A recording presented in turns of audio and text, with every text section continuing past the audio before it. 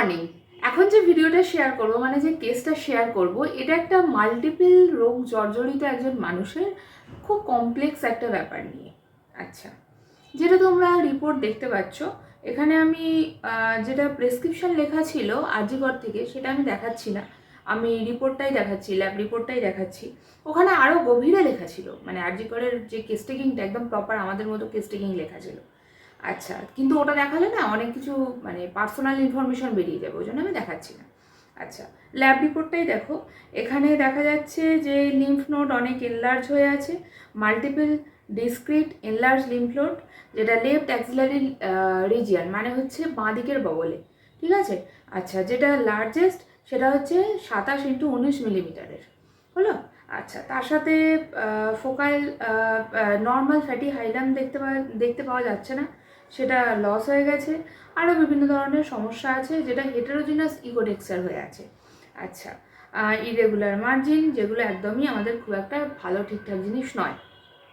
আচ্ছা, তার সাথে বলা হয়েছে যে কোনো নেক্রোটিক চেঞ্জ এখনও দেখা যাচ্ছে না, অ্যাডজাসেন্ট যে সফট টিস্যুগুলো আছে সেগুলো আনরিমার্কেবল, এসব দেওয়া আছে। এবং বলা হচ্ছে যে এখানে কোনো অ্যাবসেস নেই, কোনো ফোকাল কালেকশন নেই, মানে মানে কয়েকটা লিম্ফ নোড ফুলে আছে, এবং সেটা দেখা যাচ্ছে যে সেটা মানে আমরা আশঙ্কা করতে পারি সেখানে ম্যালিগন্যান্সি আছে।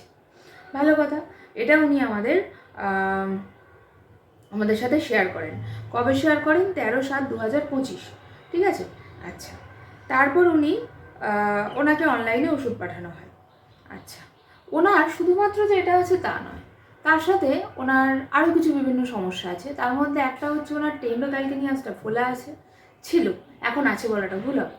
আচ্ছা, তার সাথে ওনার যেটা সমস্যা সেটা হচ্ছে ওনার লিভারের একদম 12টা 13টা 14টা বেজে আছে, কারণ ওনার হিমারয়েড সার্জারি হয়েছিল ভুলভালভাবে, ঠিক আছে, প্রপার ডাক্তারবাবুর কাছে গিয়ে প্রপার সার্জারি হয়নি। সেজন্য তারপর ওনার বিভিন্ন সমস্যা, ওনার লিভারের সমস্যা এতটাই বেশি ছিল যে ওনার জিভে পর্যন্ত আমরা সেটার ইমপ্রেশন পেতাম। আচ্ছা, তো প্রথম উনি ভাবতেন গরম গরম খাচ্ছি বলে হচ্ছে, ওষুধ খাচ্ছি বলে হচ্ছে, এরকম অনেক কিছু উনি ভেবে চিনতে আমাদের যখন জানান, তখন তার সেটা বলার পর মাস তিনেক পর জিভের সমস্যাটা ঠিক হয়ে যায়। আচ্ছা, এটা কমপ্লিকেটেড কেস, এটা ওই একবার ওষুধ দিলাম আর পুরো জল হয়ে গেল, সম্ভব না। আচ্ছা, আবার বলছি, রোগ তৈরি হতে যতদিন লাগে, ধরুন আপনার একটা রোগ একদিনে তৈরি হয়েছে, আর একটা রোগ আপনার 1 বছরে তৈরি হয়েছে।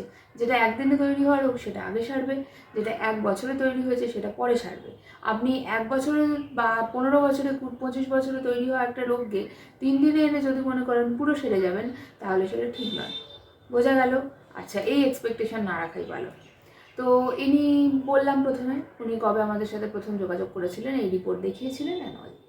তারপর উনি আমাদের কাছে দেখা করতে এলেন গত 2 মাস আগে চেম্বারে। এসে উনি এবং ওনার হাজব্যান্ড বললেন যে এবার যখন আমি ডাক্তারবাবুর কাছে নিয়ে গেলাম চেক আপের জন্য, তো তখন ওনারা হাত দিয়ে খুঁজে প্রোব দিয়ে দেখলেন যে ওনারা বললেন না, আর কিছু খুঁজে পাওয়া যাচ্ছে না, মানে লিম্ফ নোড সোয়েলিংগুলো নর্মাল হয়ে গেছে। এবং সেই সময়কার মানে তখন অফলাইন চেম্বারে এমন হয় না যে ওইভাবে ভিডিও করতে পারি না, ঠিক আছে। আমি সেই ভিডিও মনে হয় না আমি করতে পেরেছি বলে, খুঁজেও তো পেলাম না, তাও আমি চেষ্টা করবো, যদি পাই তো দেখাবো। তবে ওনার যে ওই ফোলাটা টেন্ডোক্যালকেনিয়াসে, দেখো একটা জিনিস ভেতরে হয়ে আছে, তার সাথে সাথে তার ওই যে ট্রেনের ইঞ্জিন আর পিছনে পিছনে বগি, ওই ইঞ্জিনটা একটা গভীর ইঞ্জিন, পিছনে যে কত বগি নিয়ে এসে যাচ্ছে এটা আমাদের একজন স্যারের কথা, তো সেটা তো আর আমরা জানি না। তো ওই পিছনের একটা বগি হচ্ছে ওই টেন্ডোক্যালকেনিয়াসে ফোলাটা, বিশাল ফোলা। ওই আগের দিন দেখাচ্ছিলাম না ভিডিওতে শর্টসে, যে চলতে পারছি না, নড়তে পারছি না, তো ওইটাই আর কি। তো আমি আরেকবার অ্যাটাচ করে দেবো এখানেও। সেটা অনেকটা কমেছে, ব্যথা অনেকটা কমেছে। লিভারের সমস্যাটা প্রথমে তো ওষুধ খাওয়ার পর পুরোটাই কমে গেছিলো, তারপর কখনো কখনো মাঝে মাঝে খাওয়া দাওয়ার চেঞ্জের মাধ্যমে হয়, কখনো ধরুন উনি কাঁচকলা খেলেন, বেগুন খেলেন, আরও জিনিসপত্র খেলেন, একটু একটু করে এলো। আচ্ছা, ধরো খাওয়া দাওয়ার চেঞ্জ হলো, ডিহাইড্রেশন হলো, ওয়েদার চেঞ্জ হলো, লিভারের সমস্যাটা ফ্লাকচুয়েট করে।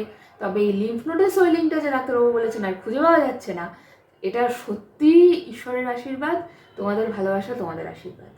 Seriously, this is huge. ভাল লাগে এইসব জিনিসপত্র শোনার পর। তোমরাও ভালো থাকবে। অফলাইন চেম্বার আছে, যারা দেখাতে চাইছেন, যেতে চাইছেন, তারা চলে আসবেন। অবশ্যই তার আগে আমার সাথে যোগাযোগ করবেন, সেই বুঝে কিন্তু ওষুধ নিয়ে যাওয়া হয়, ঠিক আছে? আর যারা অনলাইনে দেখাচ্ছেন দেখাবেন, যাদের ইচ্ছা আছে অনলাইনে যোগাযোগ করার করবেন, কোনো অসুবিধা নেই, ঠিক আছে? বাই।